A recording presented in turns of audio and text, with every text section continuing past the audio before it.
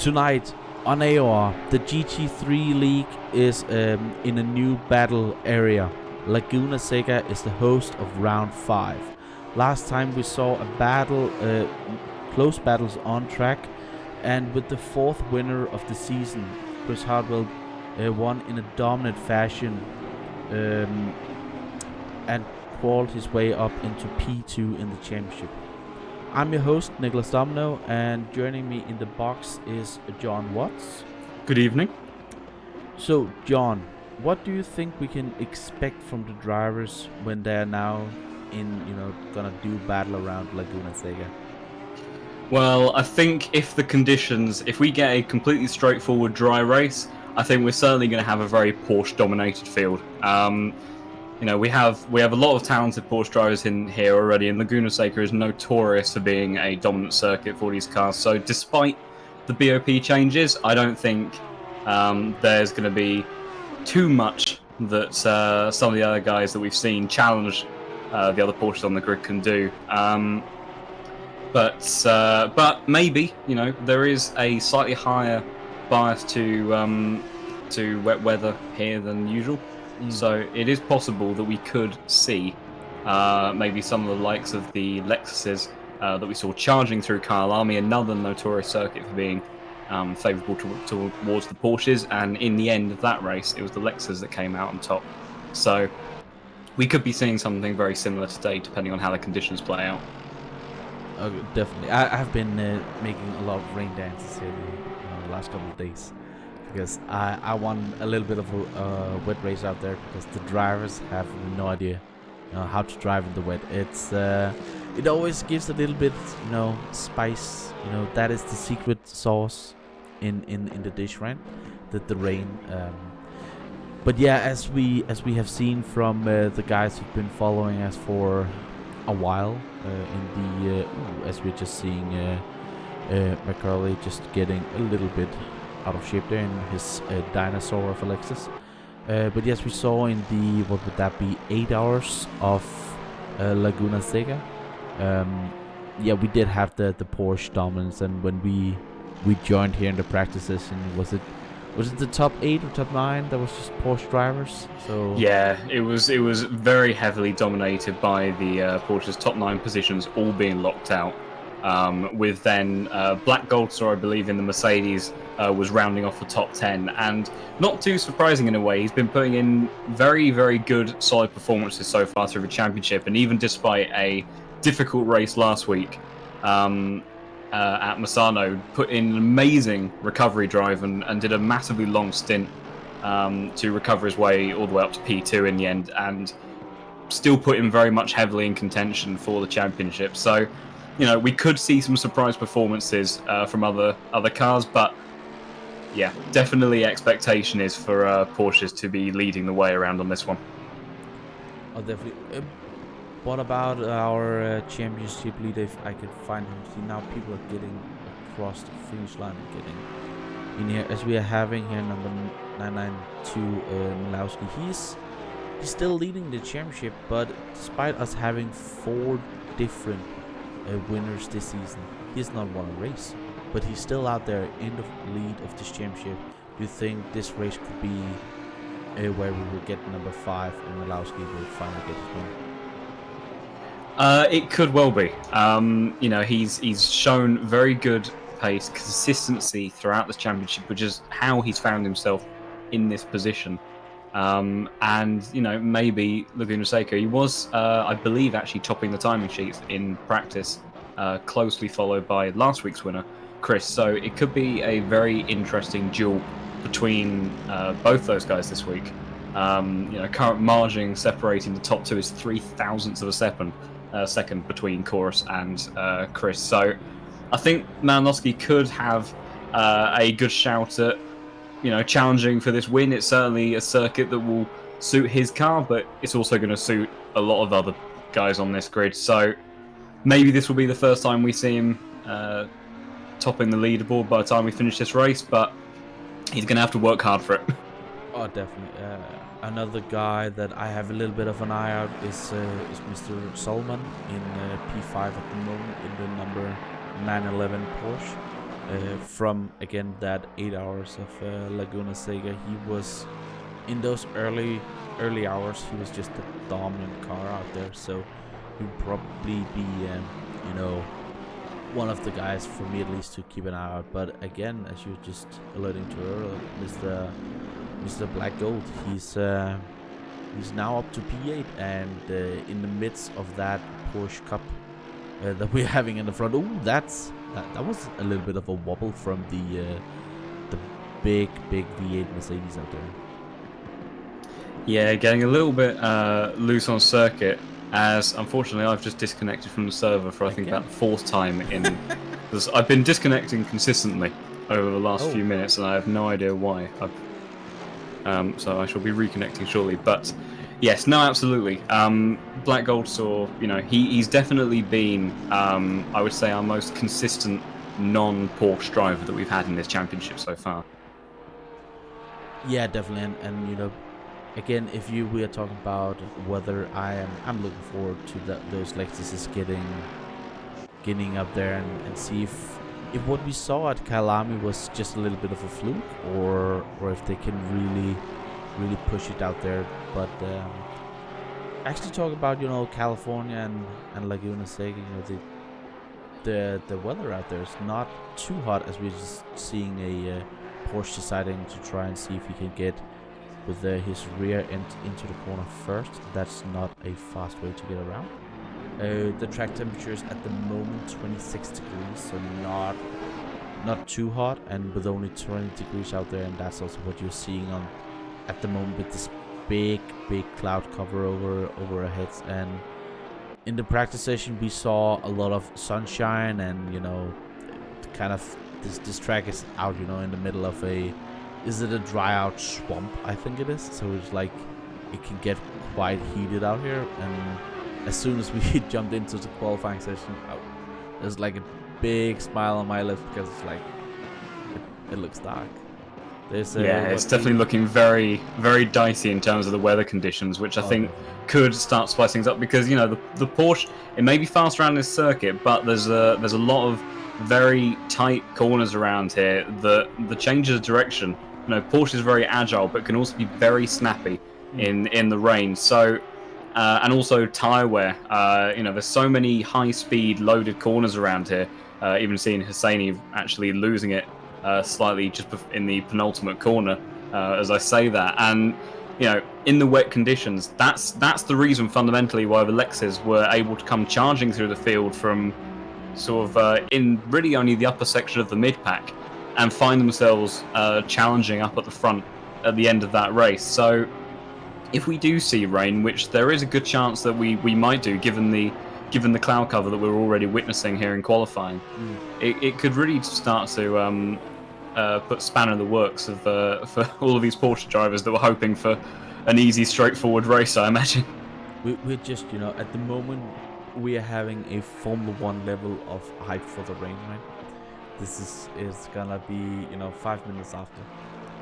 Yeah, absolutely. Yeah, we might find ourselves in the position of constantly hoping and never getting the conditions that we want. But fingers crossed, the motorsport gods hear our cries and make this quite an interesting race, and potentially see at least maybe one other manufacturer on the podium would be nice by the end of this race. It's going to be a tough ask overall, but I think rain is likely going to be the only set of circumstances in which we can see it. But I am quite impressed, as it stands, once again, always the man to divide the absolute crowd of Porsches that we have in this field.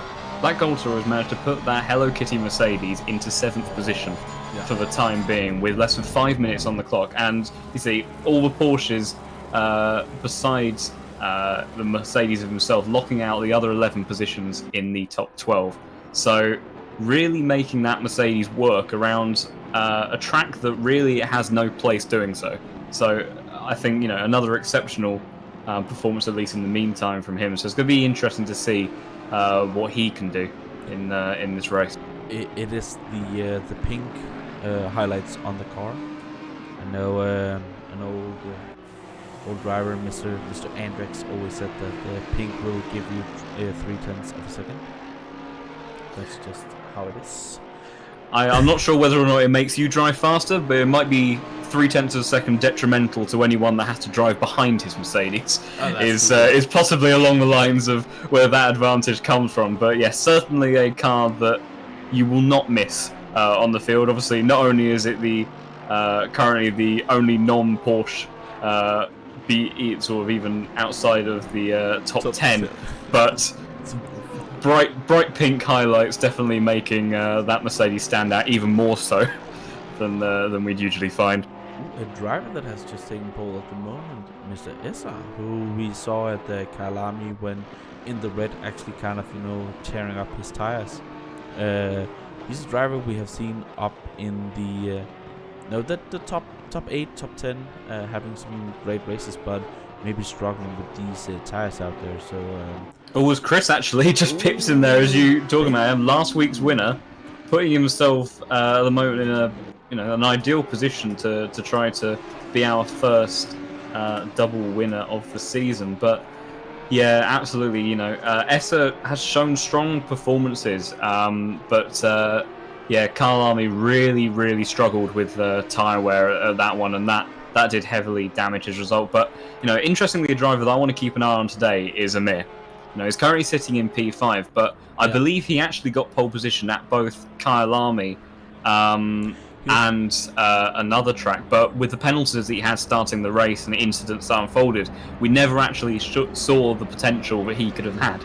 Whereas, he's coming into this one, he's got a clean sheet before the race has started, we presume. I don't think there was any incidents to follow up on him from last week. And currently sitting in P5. So, this is his championship has gone horribly so far. I don't believe he actually has a single point on the board.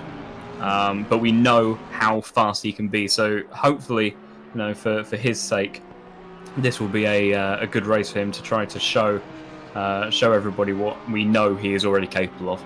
Yeah, he was P2 last time out, I believe. But yeah, he has gotten those, what is it, 30 seconds or 10 seconds stop and goes at the beginning. It's been horrific, and again, this race is a sprint version, so it will only be a 60-minute race.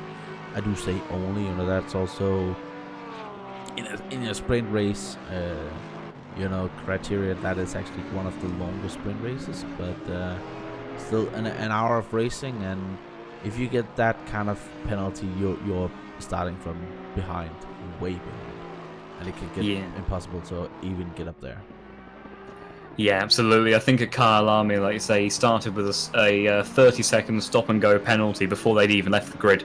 So even though that was a 90-minute race, that penalty is absolutely massive. And I believe, unfortunately, shortly after starting that race, he was involved in an incident anyway, and then chose to retire. So yeah, hopefully he'll have a clean run at this. But we are approaching the final 30 seconds of qualifying now, and we should be seeing these last laps from these drivers. And right now, Chris still on provisional pole position. So Malinowski actually then sets what may be his final lap of the session to put him up to P2. So that is, I think we currently now have our top two drivers in the championship on the front row, just in reverse order of where they sit in the standings. So if the qualifying grid stays as it is, we'll have a duel at the front, where you would have to imagine that depending on which one of those guys finishes in front of the other, that could be our new championship points leader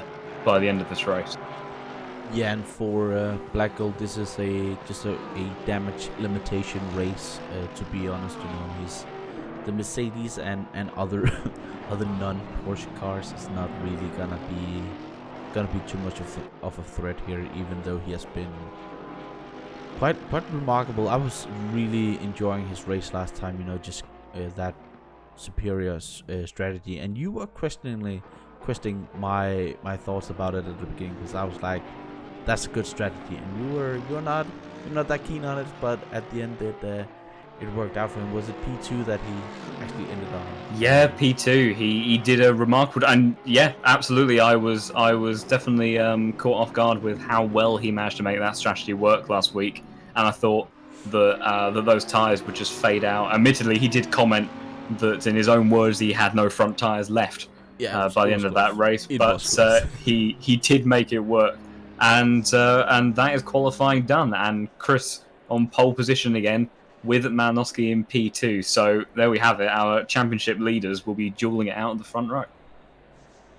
And that they will, and when I just get see at the moment, I'm just waiting for the session to switch so I can actually get in. And this is the time where I think some of the drivers are not aware that we can actually see all that they're talking about. And actually, one thing that I wanna say again here is that the drivers are actually not allowed to refuel.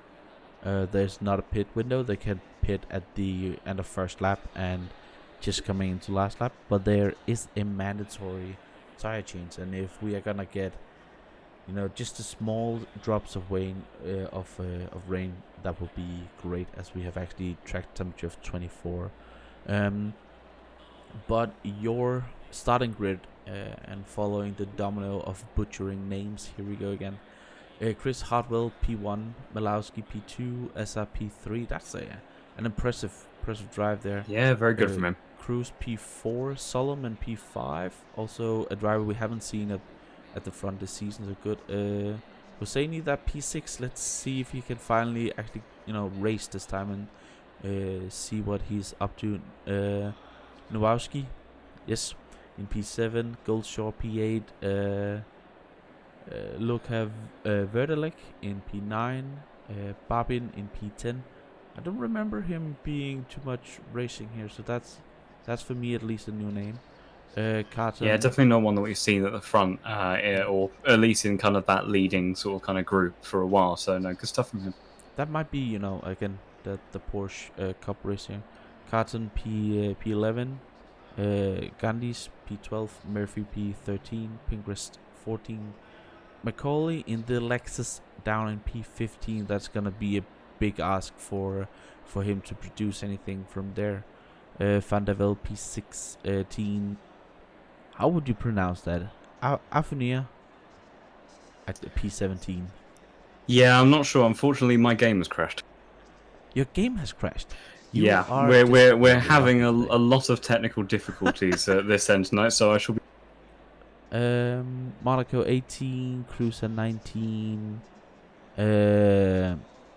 Yeah, somebody couldn't get out of P20, and the rest you can see on your screen. And we are having a drive-through penalty already served out, and that is to Nowalski. Not sure what he has done, but he has probably had his fingers too far down the cookie jar. Yeah, definitely a lot of penalties being applied at the beginning of a race, usually on the back of incidents that these drivers have been involved in at the previous round of the championship. So yeah, not having an ideal start to this race, much like the fate that Amir, that we've already spoken about, has suffered on multiple occasions so far this season.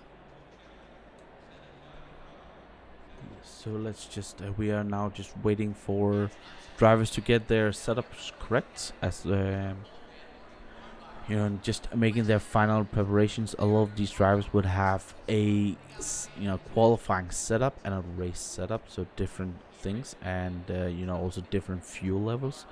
Especially the Porsches, we know in the past have had the balancing changed quite a lot from qualifying to race, due to where the fuel tank is placed on the car, as it's placed on the front of the car. So sometimes they actually have almost more grip at the beginning of a stint. It's a little bit of a weird thing. I think driving a Porsche is always a bit unique out there.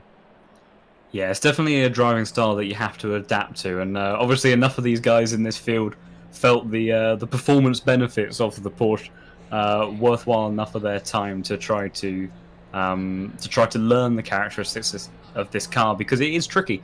It does change the balance quite dramatically over the course of the race, and I found myself crashing out in quite spectacular fashion in qualifying, for example, because you obviously in qualifying you're going for that fastest outright lap, one lap pace, and you're running low fuel, and the car is very agile, but there are times where it lets go, and it is very unforgiving in terms of trying to catch it back again. So yeah, over the course of a race stint, it can get very tricky as you reach the closing stages, and obviously at that point as well, you're suffering tyre wear near the end of the race. So, that's why we've seen the likes of Essa, for example, suffering so badly in Kyle Army, and obviously being in the wet as well made it even trickier than it usually would be. But it'll be interesting to see how that side of things play out for these guys today. But yeah, low track temperature, but not a very high wind. So although conditions may change in the 60-minute period, the wind isn't particularly high to possibly bring over some rain clouds. So we might be once again longing, as we said before, for a change of weather. But hopefully we'll keep our fingers crossed, and maybe we'll get a surprise. But Laguna Seca notorious for being a difficult circuit to drive in, a very technically challenging one. So we may not have any rain, but I do still expect there to be some pretty exciting action of just trying to witness these guys trying to keep it on the black stuff and not hitting some of those really tricky curbs that, for example, turn 6, as you run up towards the hill, towards the corkscrew, you want to hit that apex as close as possible and carry all of that speed up the hill. But if you just get a little bit too greedy, or you turn a little bit too early, you hit that curb, you possibly end up with damage on the car, spinning out, or into the gravel trap. So, very difficult circuit to get right. So I was just seeing a lot of cars just having a lot of speed and suddenly going inside each other.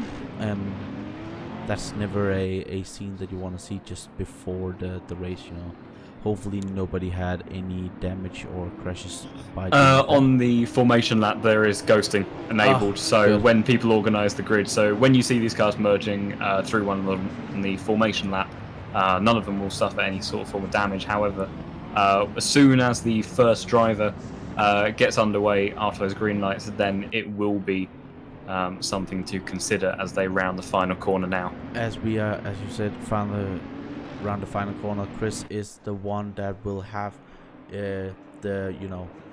set the lights here, as he is just waiting and waiting and waiting. Let's see if Milanowski keeps behind him. He's not allowed to pass him. He actually passed him before the finish line. That could maybe make a penalty. Let's see if he can get on the into turn 1, as Chris is definitely having that corner right there. That's an easily get. Do we have any big incidents at the rear? This is a small narrow track. Also, we have. Oh no, I've disconnected. Oh, you disconnected. No, all of the cars just flew into the wall on my screen. I think I've we disconnected. had a little bit of a issue at the rear end of the field, as we are just seeing drivers. Oh, Black Goldie is definitely on the grass now. He's back on track. I'm having my overlay being just as cooperative as it always is, as he's now going on the inside of Emir, who's actually racing with us this time. No, it is not Emir, it's Solomon, who is now off track again. That overlay is fantastic. Solomon has gone from P5 all the way down to P10 on that start. He's really lost out, but he was off track and he just looking to be completely off again. Oh, as we are having a big incident into corkscrew. Let me see if I can find it again with multiple cars. And I would love to witness those cars with you. on Discord, I am live. You can go on there and you should be able to follow me here. Ooh, as we are having more cars off down the back, and we're having Nils in that silver Mercedes off. This is a difficult track. People don't think it, but with these few corners, it's a very narrow track, and if you go off, there is a huge you really get a consequence. There's a consequence for going off. I'm just stumbling around my words. It's words today. Oh my god. Chris P1, Menlowski P2, and then Essa kept his P3. So a good start from him, and now for him is just getting his head down and try and see if he can get into pace. But Valentin and Emir is definitely hot on his heels. How's your PC problems out there? Well, I believe, at least for the time being, I have managed to reconnect to the server. But one thing I did notice while briefly tuning into your stream to catch up on the action, a lot of people already coming into the pits. Yeah. To serve what I imagine was either going for a strategy or going for a massive undercut. or more than likely repairing those bits of damage that we often see some drivers unfortunately suffering on the very first lap. But generally, I think for the most part, for our front group, from at least what I saw, it was quite a clean start, and Black Gold's already making up one position and finding himself in 6th place. So, already in still quite a good point-scoring position, especially when considering that his 2 rivals at the front of the championship are the 2 running at the front of this pack. So, definitely looking to try to minimise any damage in the championship from stay, but he's doing quite a good job of that at the moment already. Oh, definitely, and we got a question from chat, and keep on posting them. If the cars are having the same performance and they're having a BOP, balance of performance, so they will be boosted and turned up and down.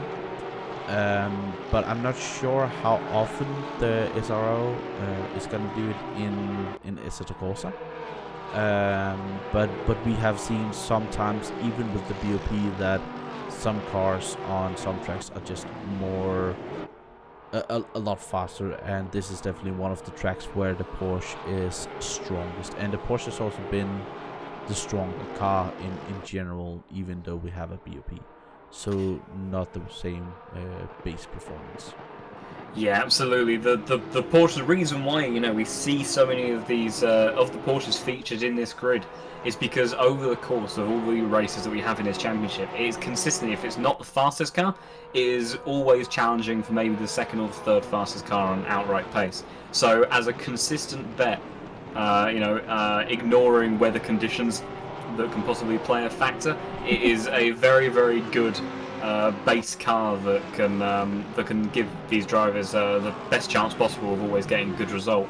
But I think interestingly, Chris, last week we saw, instantly in the first couple of laps, bolted away from the rest of the field and opened up quite a significant margin. But championship rival Malinowski really sticking with him and not allowing him to escape away at all. And if anything, I would suggest that right now, even though their fastest laps are within 3,000ths of a second of each other, Malinowski does seem to, I would suggest, be the slightly faster car at this point in time. So it's going to be interesting to see how this unfolds. Obviously, a lot of races to go yet, and see how these guys, particularly in the Porsche, control tyre wear throughout the race. But we do look like we have what should hopefully be quite a good fight for the lead between our 2 championship rivals at the top of the leaderboard.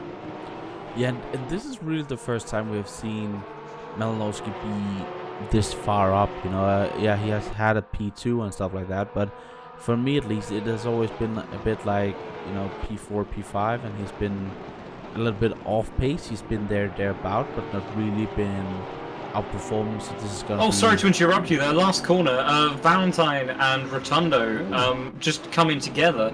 Valentine sent out the inside, and from what I could see, he was alongside enough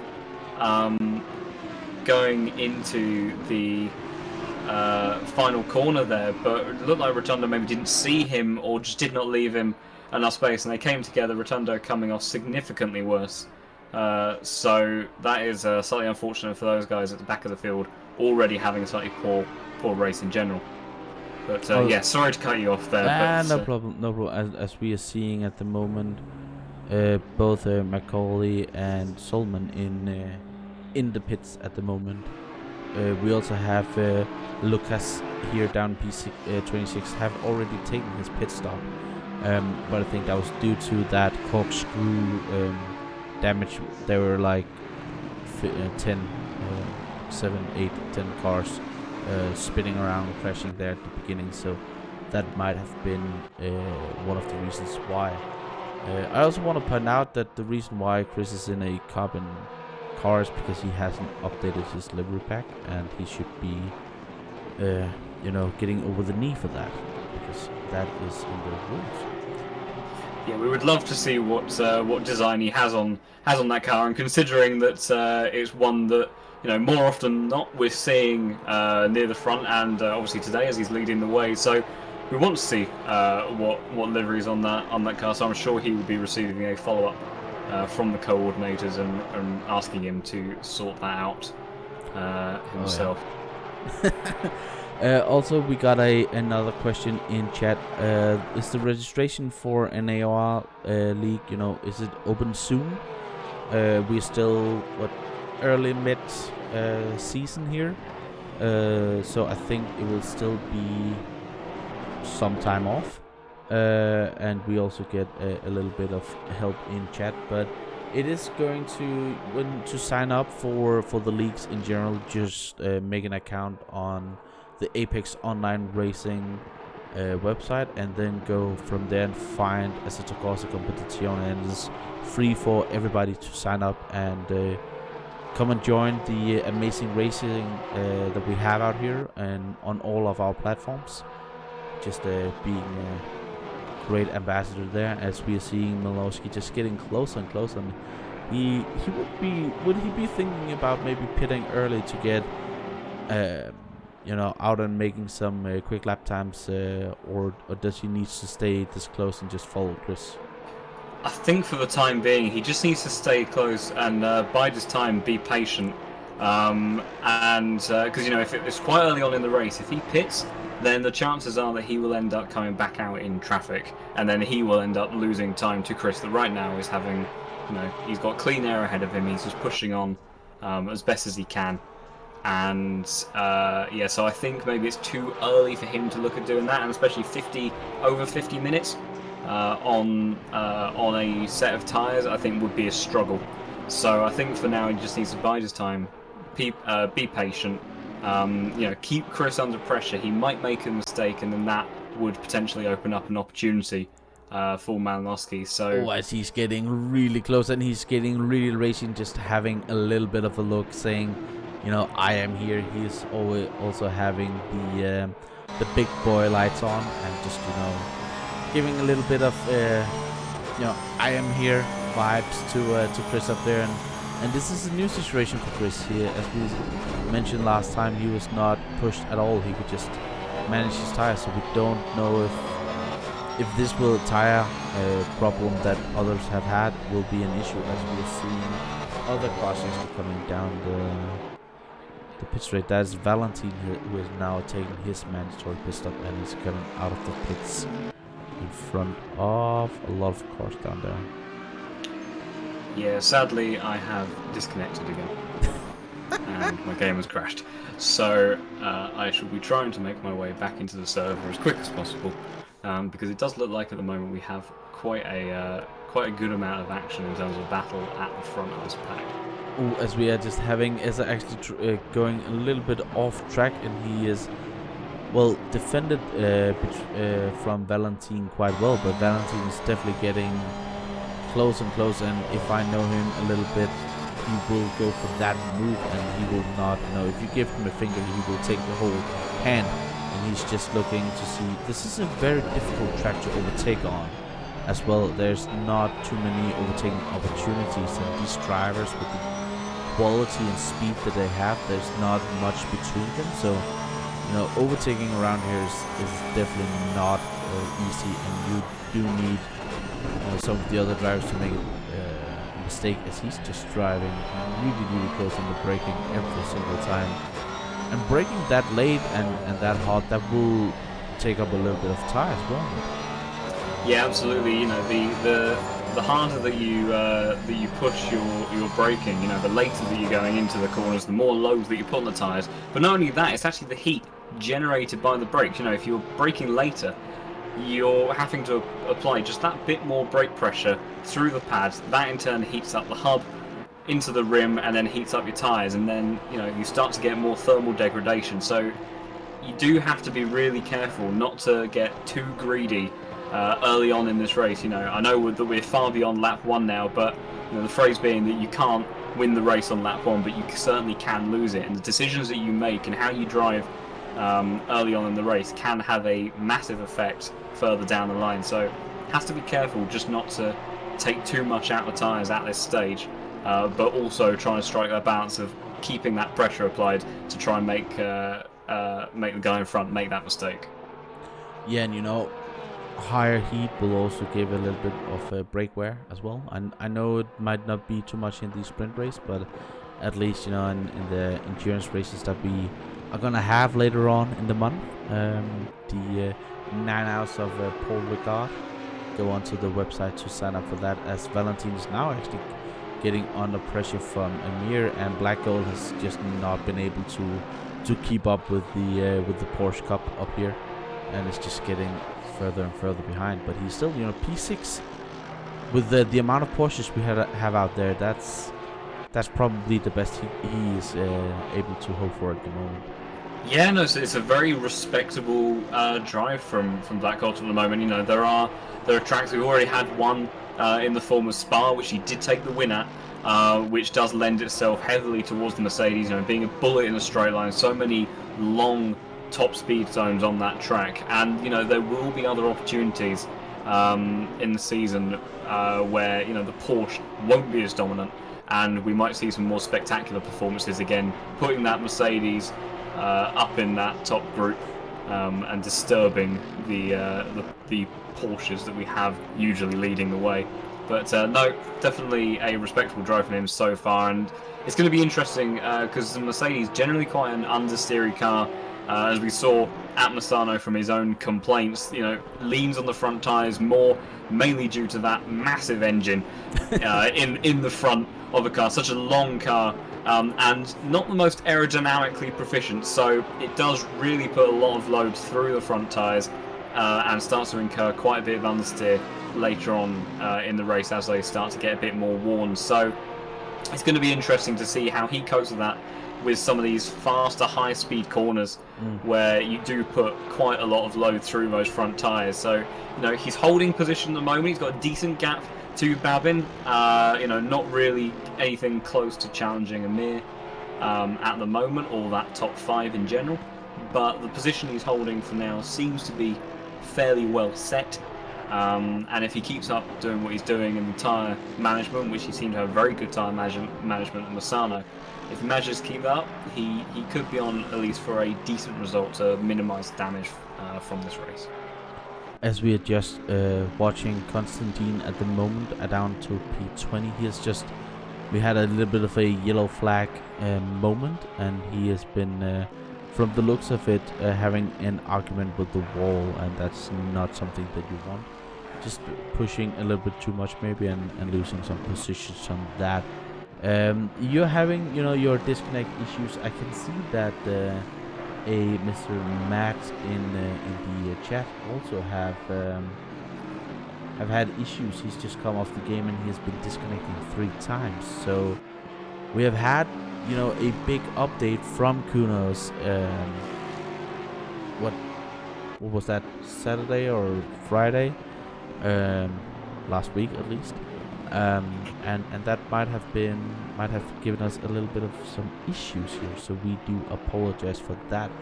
Everybody, if you like this video and also, you know, what else things we do, we would appreciate a like on the video, and maybe even share it on your social medias, Twitter and stuff like that. You know, it will help us in the long run, as we are just keeping an eye out on a battle here with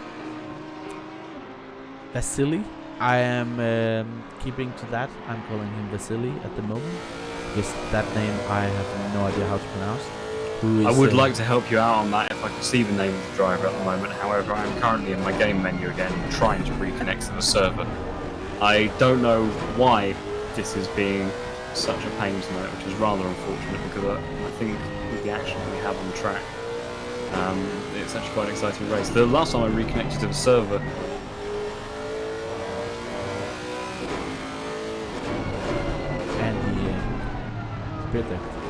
but yeah, we are seeing at the moment the front of the dinosaur Vasily going closer and closer to Gregory in the number 132 Porsche out here. So that's one of the battles that we have. We do have some close battles out there, but again, a difficult track to overtake on. Just to keep updates on the front, as we're just seeing actually Exited coming closer and closer to Van Coulter here in the for the battle for P13, and that Lexus is a humongous car behind that Audi. You're not even questioning what car that is. It's just it has a big engine, it is a big body, and that car do not look like something that is a race car. But you know, suddenly you're seeing it around here just doing very, very fast laps, and as we saw early on in the season, you know, that weather, if it's gonna rain, could really benefit the Lexus, especially in the later runs.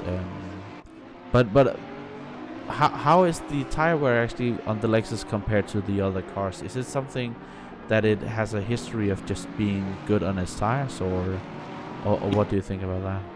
Yeah, it's definitely generally the reason why the Lexus is so good in the rain is just because the low speed and mechanical grip of that car is generally quite exceptional, and one of the better cars on the field, and you know, it has a very compliant suspension. I would class, which means it's usually quite happy to absorb a lot of these large bumps.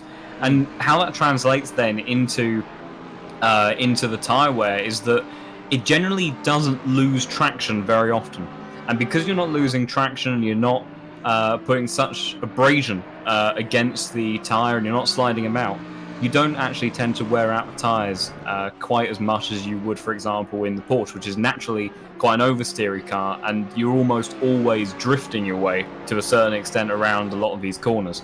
So, you know, that's why over the course of a long distance, and then it's exaggerated in particular in the wet, the tyre management for the Lexus is generally one of its other strong points. Not the best. I would suggest that cars like the Bentley and the Aston Martin do generally seem to have the best tyre management, and I would suggest that cars like Lamborghini probably have the worst. But the Lexus is definitely you know, far beyond the tyre management capabilities of the Porsche and the Mercedes, and probably find the advantage as well is that any sort of degradation does suffer is more with the front tyres, because similar to Mercedes, it hasn't got such a comprehensive aero package, so you tend to scrub a little bit more on the front tyres and understeer as you try to get that car around the track. And during the race, as the tyres start to get old, controlling understeer is a lot easier. Dominic going on the outside, so to cut you off there, he's just going on to the outside into what that's gonna be turn 5, and now they're coming up to the kink, but he just lost that. Yeah, keep on going.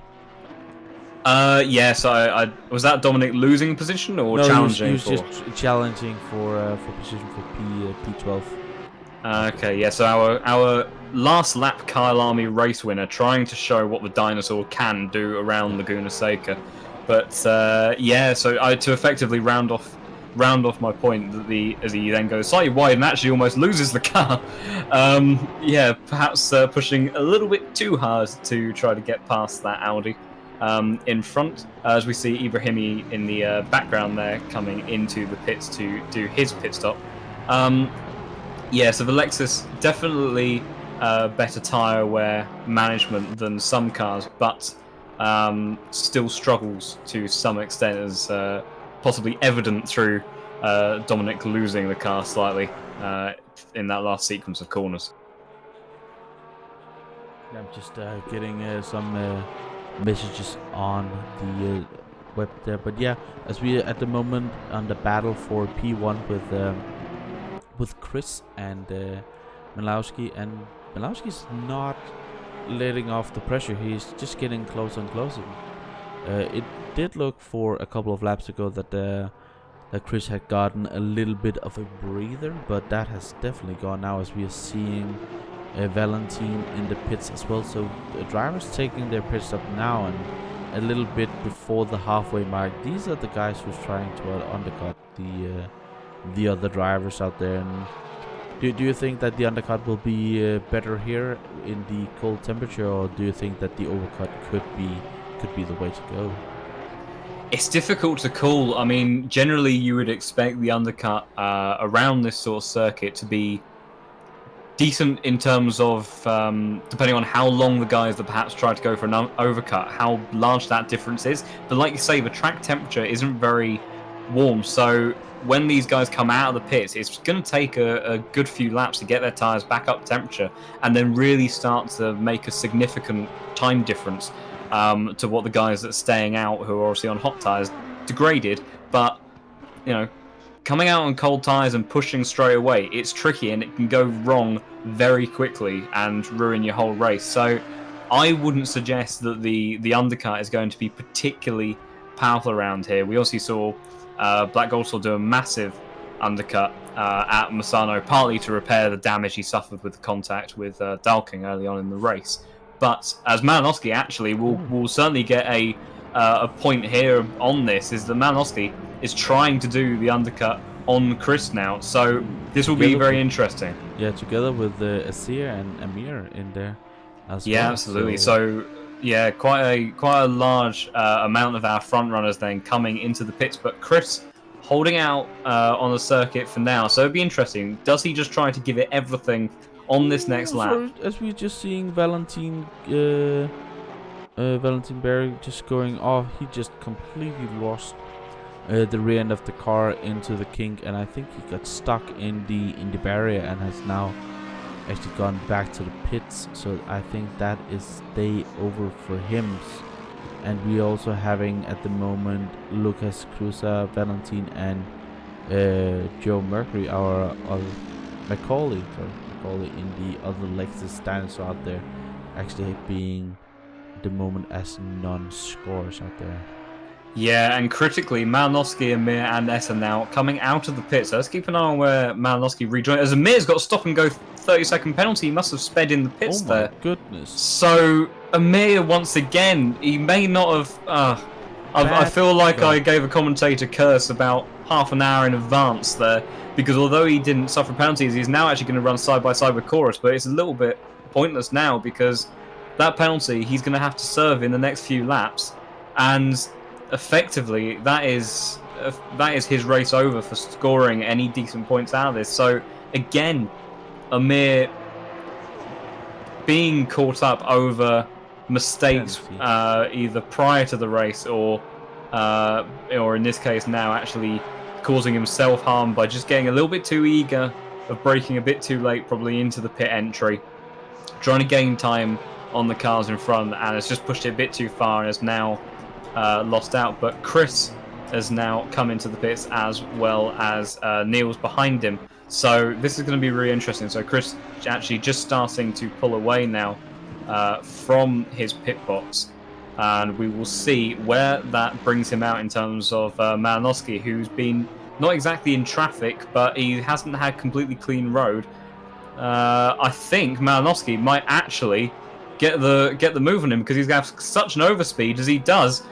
And not only does he overtake Rotundo, which puts a car between him and Chris, but I think he's going to be able to carry that speed unless Chris gets a magical exit out of the pit lane, and he won't.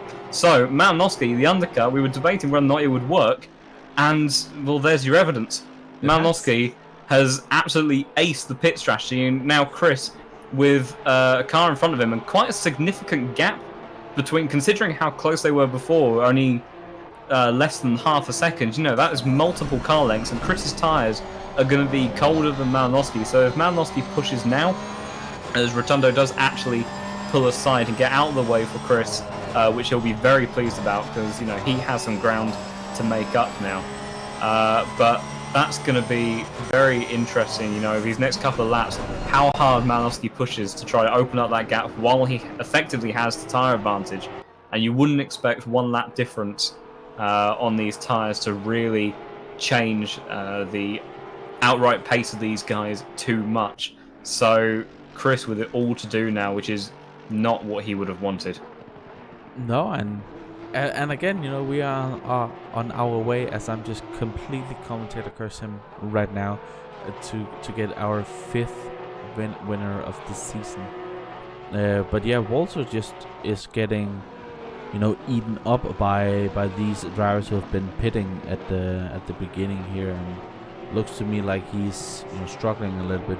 Also, I'm not sure. I don't think he's been having too great of a pace, so these drivers might just have eaten him up anyway, as we're actually seeing Black Gold also being pushed a little bit by Radalek in the number 29 Porsche down here.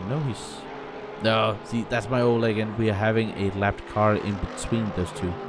Yeah, he's got So quite a that's the decent good margin still over Vidalik. So Black Gold Store, I believe, in terms of overall positions in this race, has maintained his 6th place spot. But yeah, absolutely up front. I think Rotundo's lack of pace may be explained not only from he hasn't been a top-running competitor, as he actually just completely skips over the second apex of the corkscrew as Essa flies by, but he was involved in that contact with Valentine earlier in the race at the final corner. So, but I'm surprised that if he is still suffering from damage, I'm surprised, and he stays out again.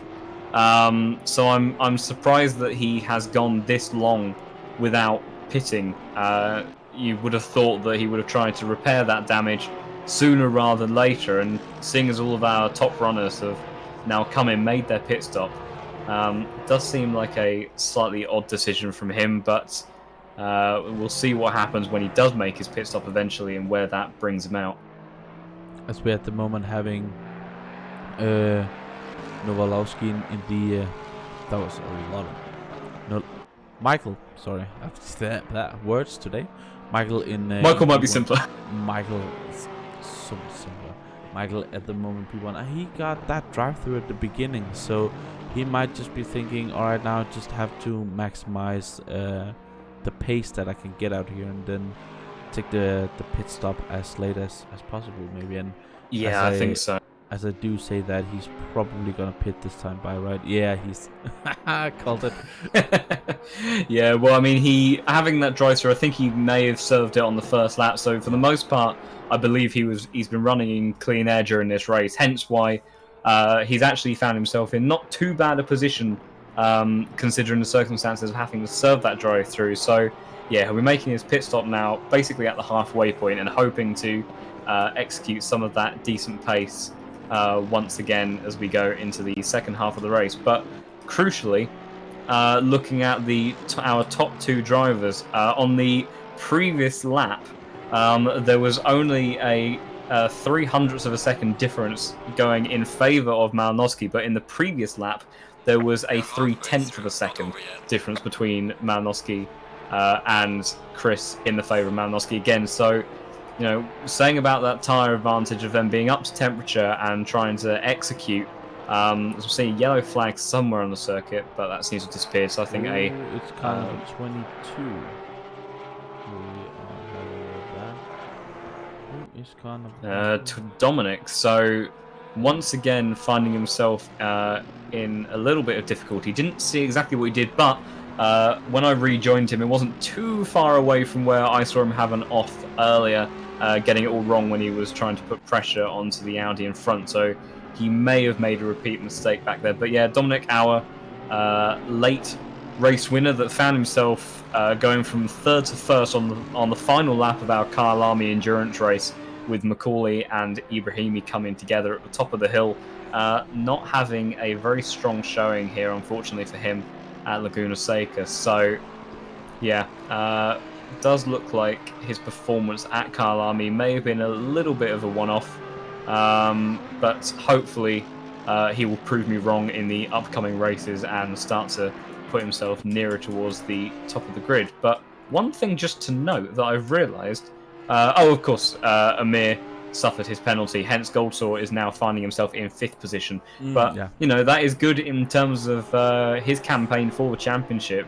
You know, we've been talking all about how he's trying to minimise the losses from today's race, and you know, that mistake from Amir in the pit lane does once again benefit Goldsaw. Consistently puts in very good performances, even at the circuits that he has no right in being up at the up in that lead group but yeah, so a good drive from him today so far.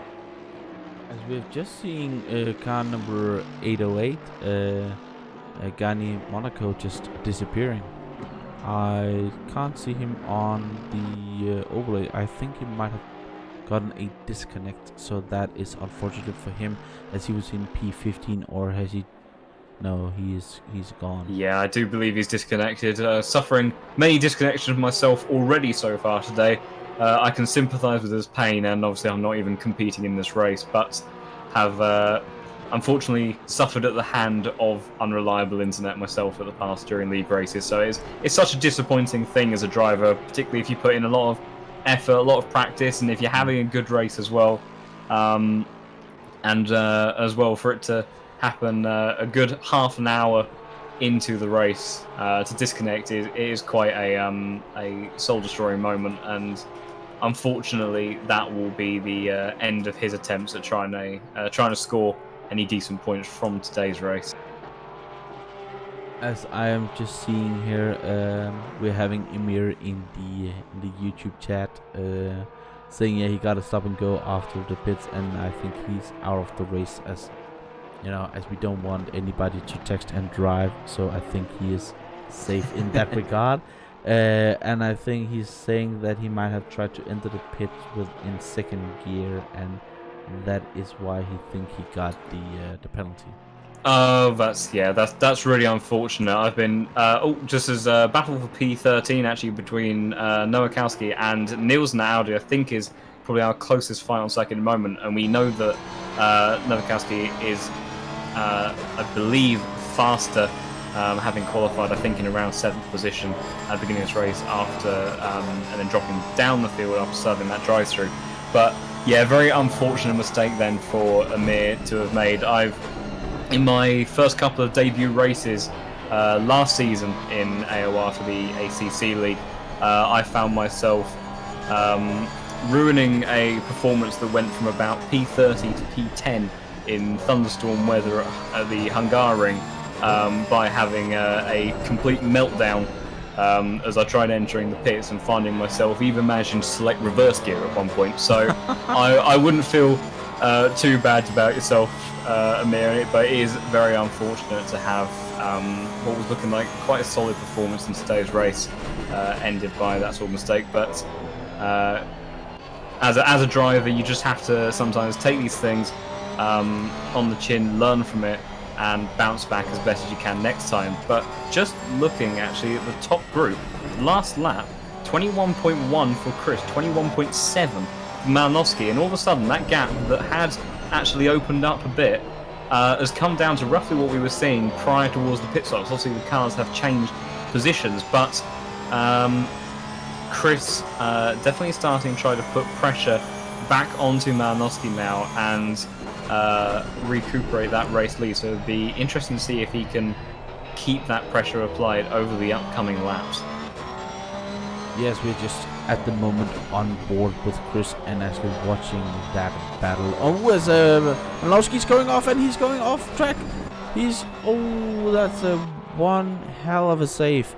He was almost going to have an argument with the wall there, and just, yeah, that was a little bit too wide on the exit there, and just, wow, what a save. That is a brown pants moment right there, and now he has lost that position and is now down to P2. You know, that could have been more than a loss to P2 right there. Yeah, I suppose as far as, you know, we've said about how difficult it is to try to recover the Porsche when you have a moment like that. Unfortunately, I turned just away from that top group as that happened in true commentator fashion. But yeah, very good from his point of view to minimize the losses and keep himself in P2, and still has a small advantage over Chorus and Essa behind him. So he just has to now try to calm himself down and get back into that rhythm.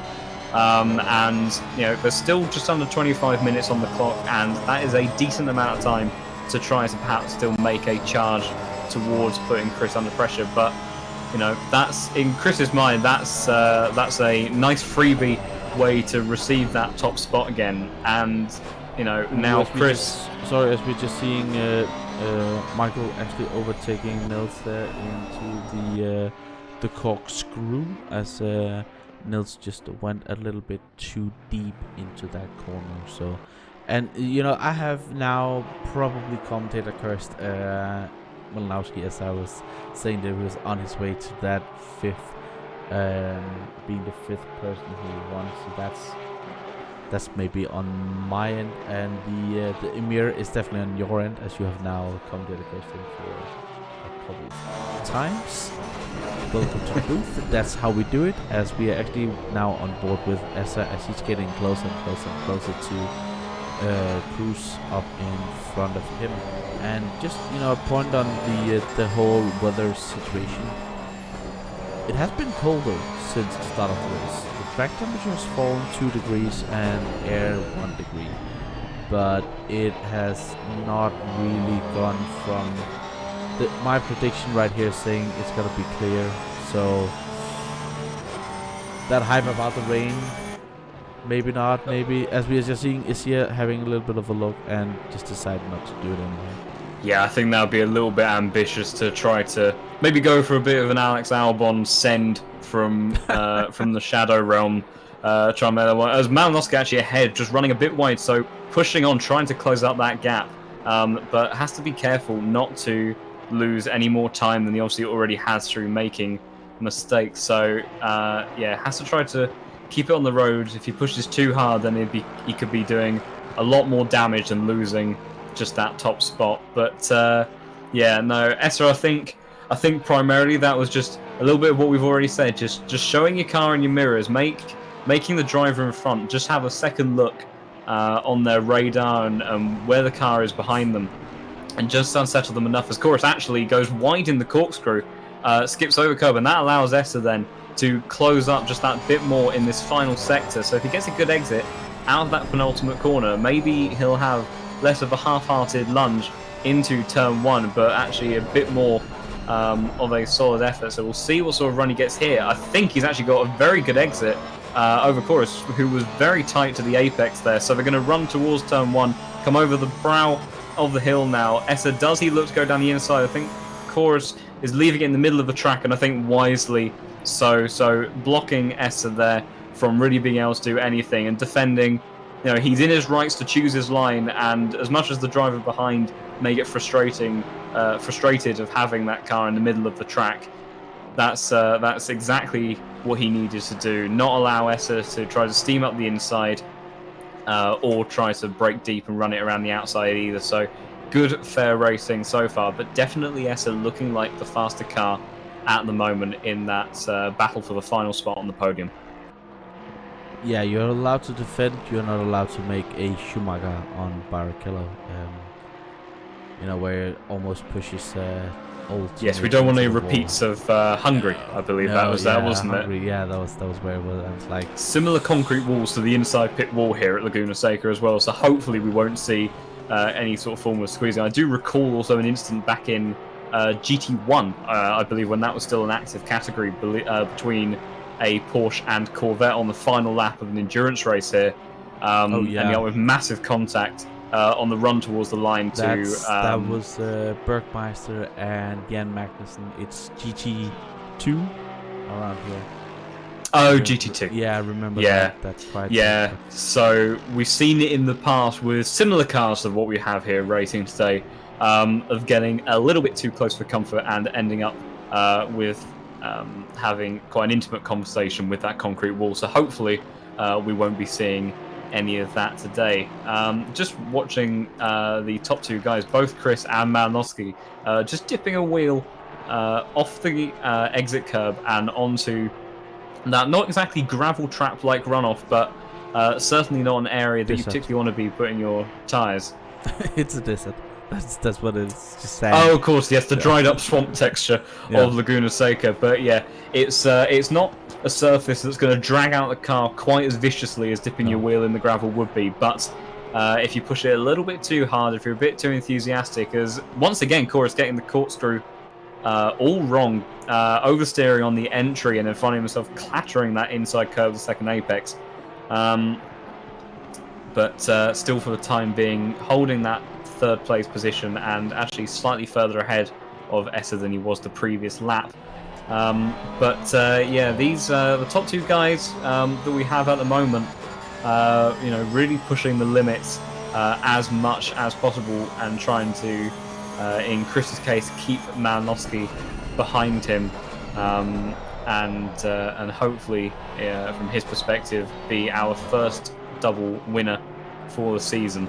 As well as possibly overtaking Malinowski in the championship standings. I'm not sure exactly what the points difference is for first and second place, but the points margin in championship isn't very much between these guys, so it may not be exactly enough to overtake Malinowski in the championship, but it might be enough to put him almost level on points, and leaving it all to play for the next round. So these next 17 minutes, as car in front of them, I think that was Giorgio Canacho has run wide on the exit of turn 6, possibly getting a little bit too enthusiastic with that inside curb that I mentioned earlier, as he seems to be having all sorts of difficulty trying to get out of the desert and has now found himself spun sideways again. He might even retire to the pits at this point, as he's now stationary, and he has.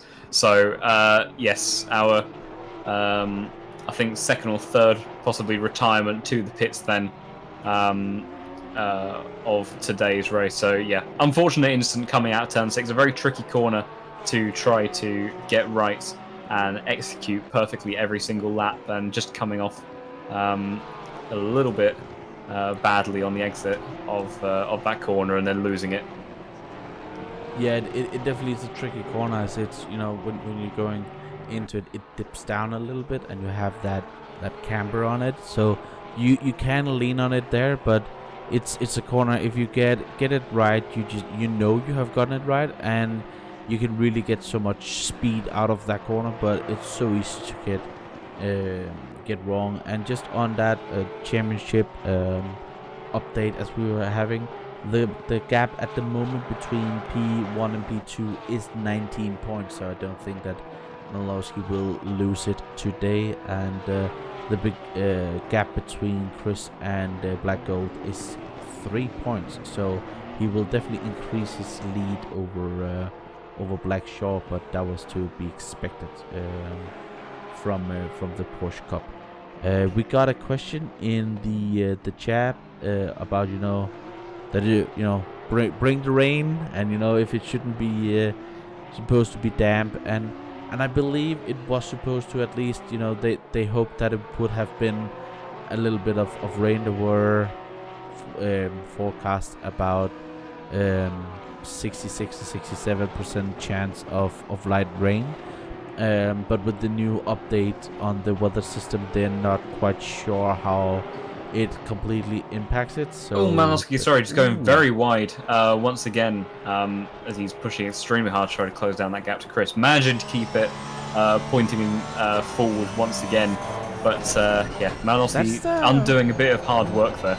That's the third or fourth time we've seen that now. Yeah, he's really pushing during that sector, and it just seems that he's just getting a little bit too greedy and running wide. A lot of these guys actually dipping wheels on the exit of that sequence of corners, and yeah, just Malinowski, I was going to mention a couple of laps ago, gained 3/4 of a second on Chris, but then they were only separated by 0.003 on the last lap, so the advantage not being consistent between laps, and then basically undoing the hard work from the previous lap in that mistake there. So not massively costly, and still definitely within touching distance to challenge for lead, as Esser is actually past Chorus. I'm not sure exactly when that happened, but Esser at some point, possibly a mistake from Chorus in the corkscrew.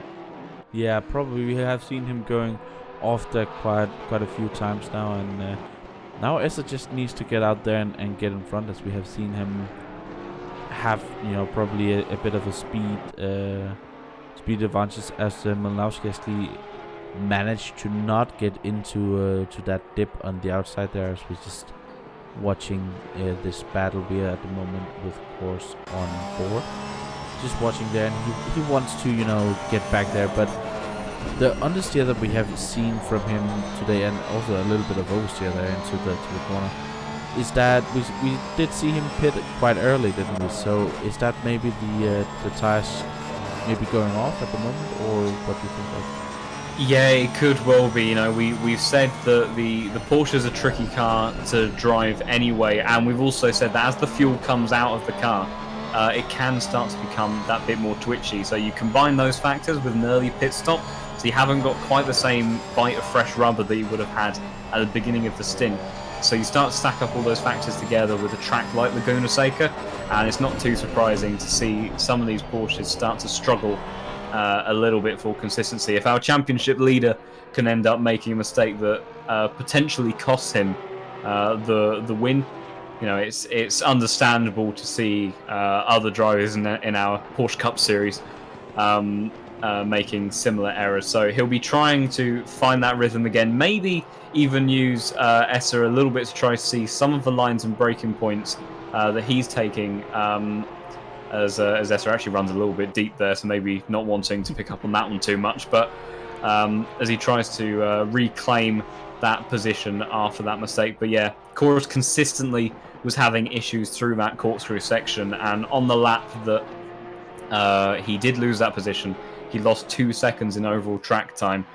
So definitely quite a significant mistake, I think, from him at some point during the lap that handed that position over to Esser.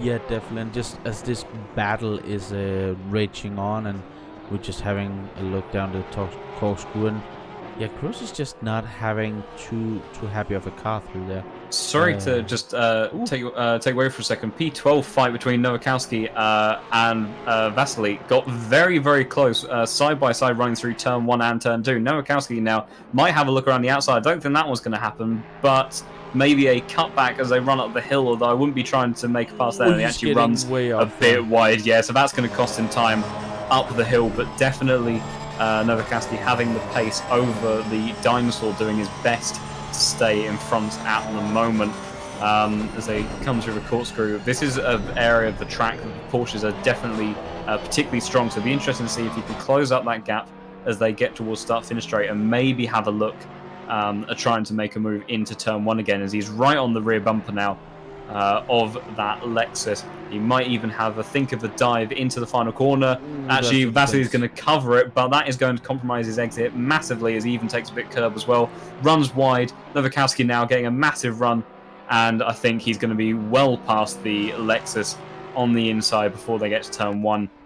And very good racecraft from Nowakowski. So Vasily having a good attempt to try and to run on the outside on the brakes, but that one was never going to work really up against that Porsche. Definitely has a speed advantage. Vasily trying to scare Nowakowski a little bit as they go towards the right-hander, but Nowakowski not having any of it. So good move and good fair battle from him, but yeah, was a little bit of a question of when that was going to happen rather than if. Oh yeah, definitely. And as we are just now back on, it looks like Malowski is coming closer and closer and closer to Chris at the front. I want to point out again that we are having soon a 9-hour endurance race at Paul Ricard, and I have linked to that event into the description. So if any of you are thinking this could be interesting to do and maybe even drive for a lot longer than an hour, then try and have a look. I think the sign-ups is still open. I think it's until the 15th. That's the last day. So we are a bit late here, but sign up. Ooh, as Malowski's definitely getting wide out of that turn 6 there and getting up to the corkscrew. He's pushing hard out there. He is also having only 9 minutes to do anything about this at the moment. So interesting to see, because we saw after the pit stops that Chris were definitely piling on the pressure to Malowski. So and now he seemed to have like a second win. So this might be a case of where you're just, you have a target and you're like, now I need to get past him. It's always easier to attack than defend in my mind. Yeah, absolutely. From my perspective as well, it's you're always very cautious and under so much more pressure when you're trying to hold the position and not give an opportunity to the car behind. But yeah, right now Malowski really being the fast car, like definitely playing with the very limits of how far he can extend those wheels into the desert ground outside of those track limits. But yeah, right now, maybe it's a setup thing. You know, Chris definitely has had very strong pace, and his fastest lap is still 0.2 of a second faster than Malinowski, and I presume that was done on his charge after the pit stops. But you know, as the fuel comes out of these cars, it might just be that Malinowski has a car that's just responding a little bit better to being a bit more compliant and easy to drive on these lower fuel scenarios, which perhaps isn't too surprising. As was it Malinowski that Malinowski got P2, wasn't it? In qualifying, but yeah, no, it might just be that on the overall race pace that Malinowski is finding himself with a better car underneath him as they start to drain the fuel tanks that bit further. Also, he might get, you know, just that little bit of a draft down the straights. And Chris has gone very deep into turn one. Right. Malinowski is on the inside now. Chris will get a huge exit, but he's onto the gravel, and that's the position loss. So wow. Chris now, you know, has one apiece now of handing over positions, and Chris, with just under 7 minutes on the clock, has dropped out of P1 that he was holding so well for so long. And you know, talking about the pressure Malinowski was putting on him and how hard these guys have been pushing during the entire race. And I think Chris just got on the brakes a little bit late, turned in a little bit late, got on those marbles near the outside. And as soon as you touch those marbles, you're already veering severely away from the racing line. And Malinowski saw the gap, went for the opportunity up the inside. Could have been a little bit fairer to Chris, I think, on the exit, and maybe given a little bit more room. But you know, this is the sort of race that could decide a championship by the end of the season between these top two guys in the standings. So Malinowski, you know, driver instinct, saw the opportunity and was going to make sure that it stuck, because he wasn't likely to get another one for the end of the race. So Chris now with it all to do, with just over 5 minutes on the clock to try to reclaim that top spot. So it will be interesting to see if he can make any sort of form of comeback now in these closing stages. Wow, wow, wow. Christmas is coming early to California for Malinowski at the moment. As that's quite a big big mistake. And do you think that's mainly down to, you know, being pressured so much? It's just we haven't seen that from him. Also, we didn't see any mistakes from him last time out at where were we in Italy? Misano. In Misano, yeah, that's the place. We didn't see any mistake from him. He was just out there, but he also didn't get pressured at all. So he might have, you know, cracked a little bit under pressure here. As is definitely just getting away from Valentin at the moment in the top. He's just getting out there, but still one of my favorite drivers out there today. He's just been, for me, the top of the class. It's just black gold, you know, getting that car up to P5 with the Porsche being so dominant out here. We saw, as mentioned early on in the broadcast, when we came in here for the practice session, just, you know, getting ready for tonight's stream, was the top 10 or top 12 cars was just Porsches. So incredible for him to get that up to P5 at the moment. Yeah, he's doing a very, very solid job. And, you know, his personal best right now is only a 1/10 of a second slower than our current race leader. And, you know, he always manages to extract performances. We see our top two guys running once again very wide, trying to push on as much as possible. But, yeah, Black Gold's always doing an exceptional job to keep his nose clean. Also, he had that contact in Misano, but that wasn't his fault. That was Dalkin getting a little bit greedy, under braking and spinning Black also around. Not that you'd know with the amazing comeback performance that he then made throughout the rest of the race.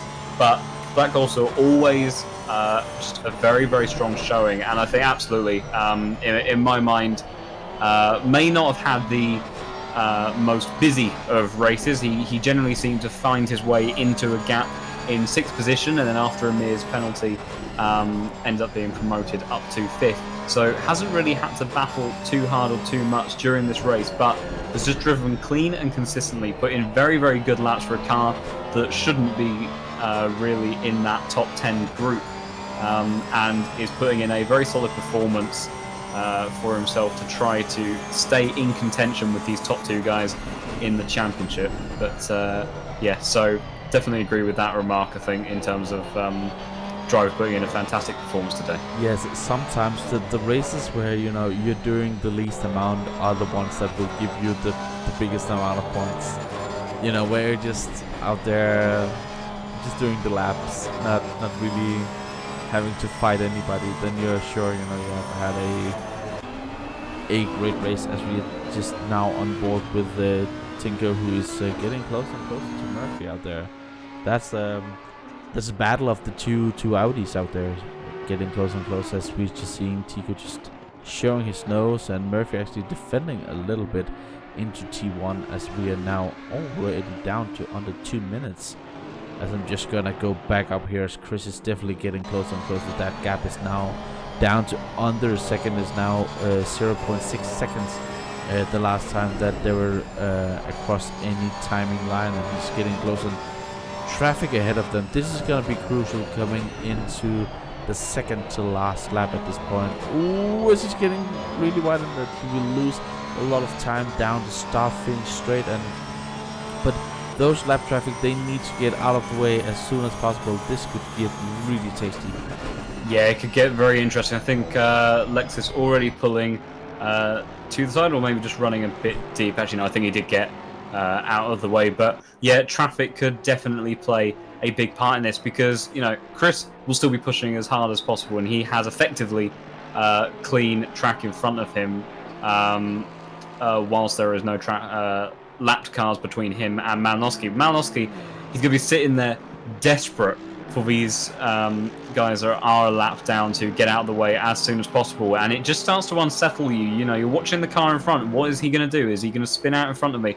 And that can sometimes in itself be enough to unsettle you and force you into mistake, or just to lose a bit of pace, whereas Chris will be giving it absolutely everything in these closing stages. But that gap has just opened up a little bit more than it was earlier. So right now it's not looking particularly good for Chris to try to make a last lap lunge, as the Mercedes does get out of the way of both of these guys very nicely and very cleanly. So I think it will be open free track for this final lap now, with Chris with quite a large margin to have to try to make up on Malinowski on this last lap.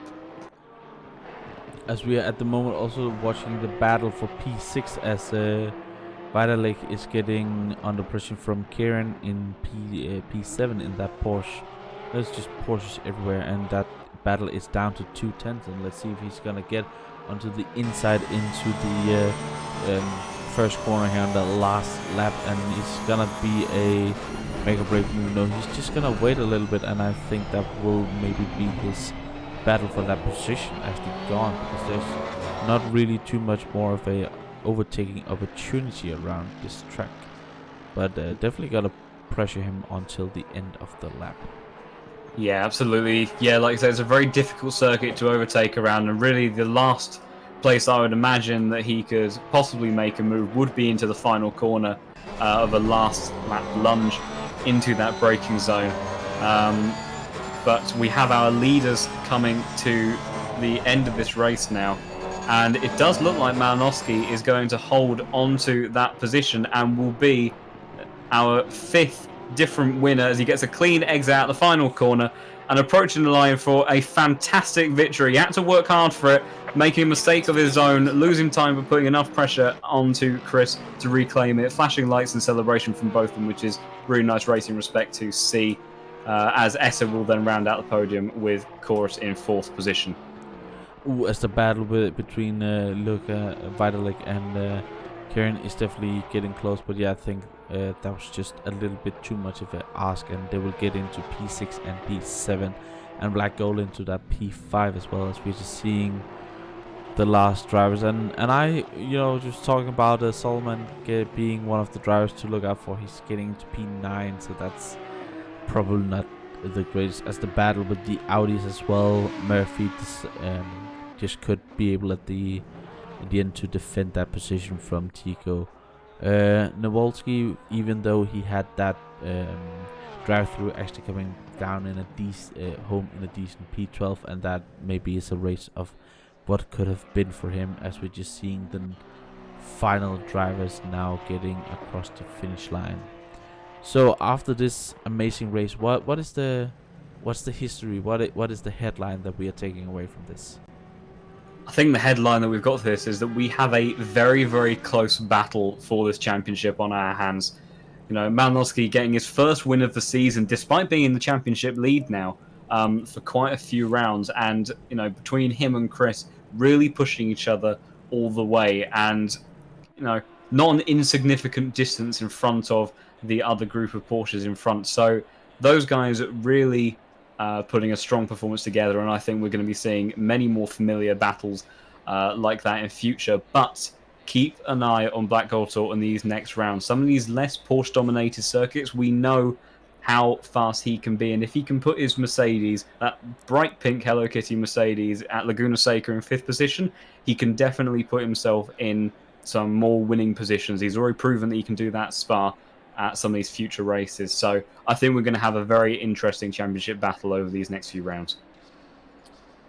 Yeah, for me, it's also just, the Porsche again, just too dominant, and again, the battle for the championship, as you just said, incredibly close, and nice to see that the championship rivals can actually also have a battle on track, which is nice, and that 5th different winner for me is also what really stands out.